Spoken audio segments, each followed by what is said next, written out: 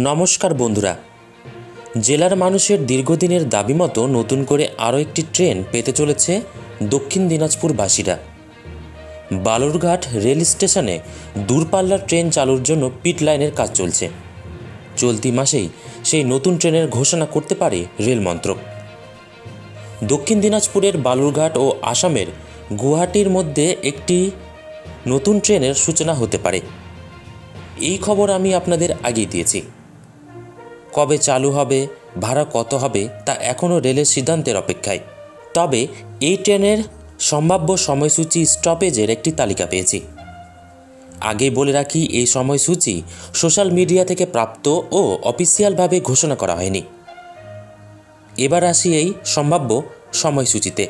সপ্তাহের প্রতিদিন বালুরঘাট থেকে গুয়াহাটির উদ্দেশ্যে সম্ভাব্য 15,761 নম্বর ট্রেনটি ছাড়বে রাত 10টায়।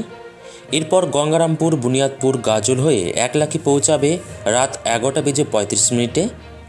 শামসি, হরিশ্চন্দ্রপুর, বারসই, ডালখোলা হয়ে ট্রেনটি গুয়াহাটি পৌঁছাবে তার পরের দিন দুপুর 2টোয়। অন্যদিক থেকে সম্ভাব্য 15,762 নং ট্রেনটি গুয়াহাটি থেকে বালুরঘাটের উদ্দেশ্যে ছাড়বে বিকেল 5:15।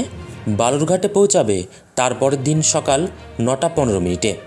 বালুরঘাট গুয়াহাটি এই নতুন ট্রেনটি 751 কিলোমিটার পাড়ি দিতে সময় লাগবে 16 ঘন্টা। এই নতুন ট্রেনে এসি 2 টায়ার কোচ থাকতে পারে 1টি, এসি 3 টায়ার কোচ থাকতে পারে 5টি, স্লিপার কোচ থাকতে পারে 8টি, জেনারেল সেকেন্ড ক্লাস কোচ থাকতে পারে 4টি।